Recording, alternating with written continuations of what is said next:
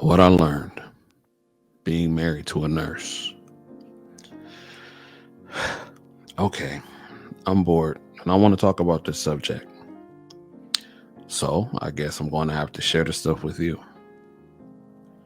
I'll try my best to be objective about this, but I guess I'm obliged to give a lengthy disclaimer about how my experience does not literally reflect on every nurse out there, and your mileage may vary. I also expect the odd nurse or two to rush to their own defense or to set the record straight. Look, I'm assuming you, the listener, will consider any knee jerk replies with some fairness. And before I get started, lastly, if any of you have had a similar experience, I would love to hear it. Or in your case, read it. Let's get one thing straight. Nurses aren't the caring, angelic beings you might imagine if you haven't experienced being married to one. Now, I would forgive you if you assume because they're caring for people, they surely will be overflowing with empathy for others and a healthy respect for life. See, the nurse I was married to and still involved with used to work as a midwife, but for the last 8 years or so is a scrub nurse in the area of gynecology. This means she assists with all kinds of operations relating to this field, including pregnancy complications, terminations of pregnancies, grape inspections, a variety of surgical procedures, and obviously works closely with the gynecologist. First thing I did not really factor in was that nurses work shifts. This wasn't a huge problem early on in the marriage. I was younger, much more carefree. When she worked her shifts, I considered it time off to play video games or drink or both. She would go off to work while I had 6 cold ones just chilling in the fridge. Something happened. I got older. I quit drinking and I got more serious.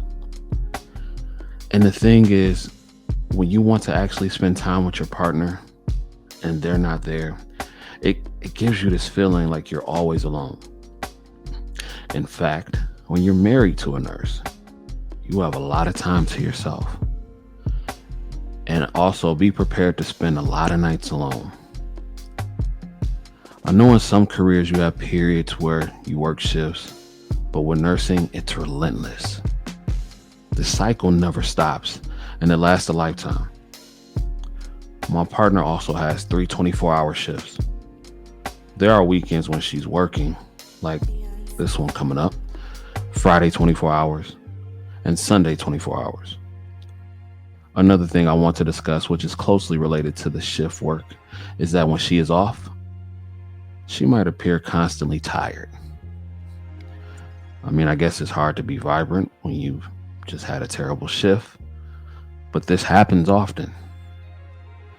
Now, add regular duties to this scenario, like housework, and a need for your partner to also have true alone time, and what you're left with is a fraction of her actual available time when she's not plonked in front of the TV or tired.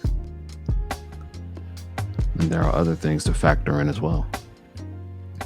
Given that you're conscious of how little time she's able to allocate to you and how this awareness accelerates with age and experience. You need to also factor in you're not the only person in the world. She has friends and family she not only needs to see, but wants to see. So to give you a practical example, let's say you've hardly seen her all week.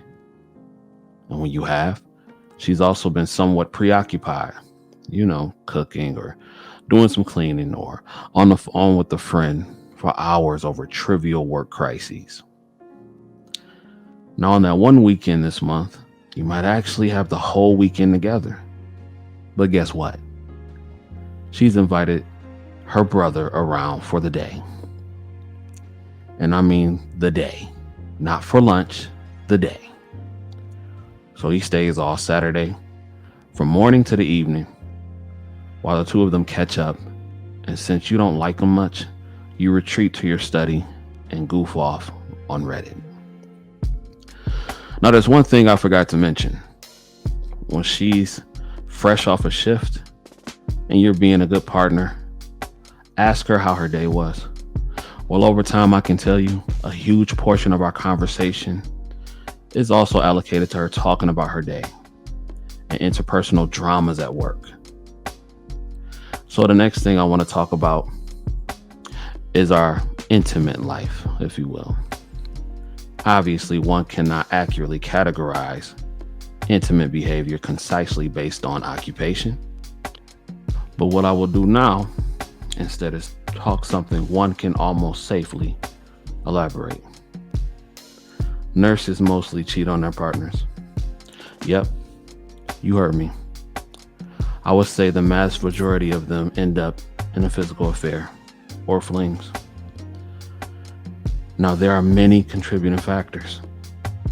Firstly, given what I've told you so far, their own relationships suffer, and this gives rise to a dissatisfaction, which can give rise to infidelity.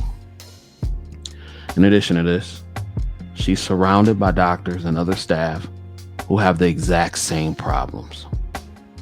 In addition to this, there's a hierarchy, and nurses tend to look up to doctors.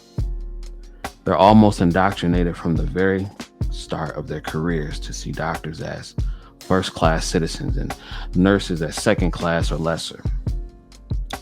To just cover this bluntly, they are extremely flattered by the attention from doctors, in the sense of, it's nice to be desired by the desirable. The next thing is that most women in the general population are attracted to doctors. And why not? They're intelligent, educated, and focused people, often highly successful, dependable, reliable. Now, if the same doctor is handsome and has charisma, well, you can see where this is going. Hospitals, they're too often almost a perfect setting for affairs, especially around night shifts.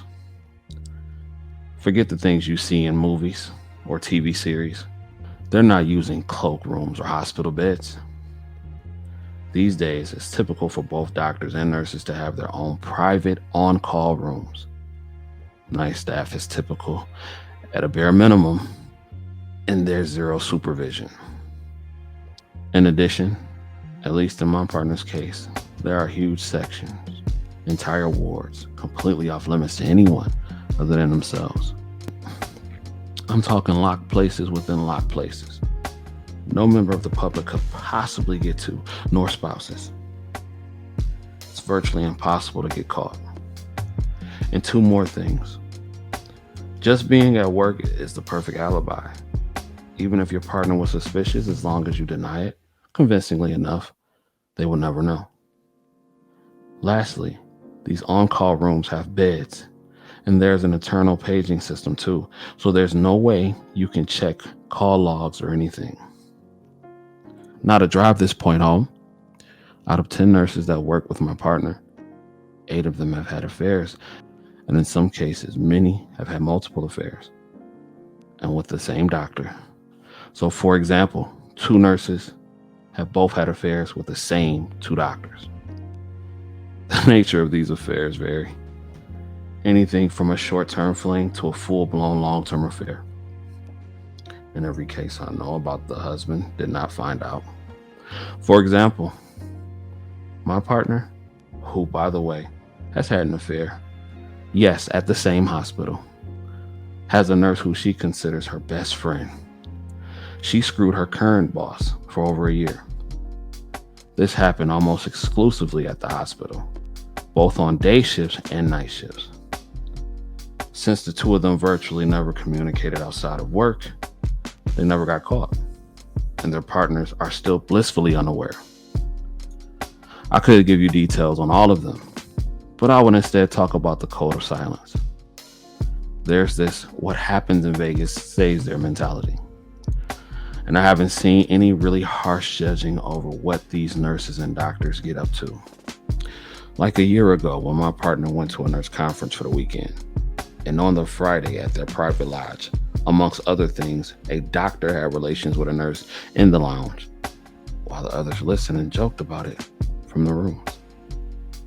Yeah, this same nurse is married, has a kid, and some other nurses also have play dates as families. I've met these nurses' husbands, and he's done work on our house. I think hell would freeze over before any nurse or doctor broke the code and informed the partner. Not in 13 years have I seen this happen. I spent a lot of time on that point, but to me, it is a total showstopper.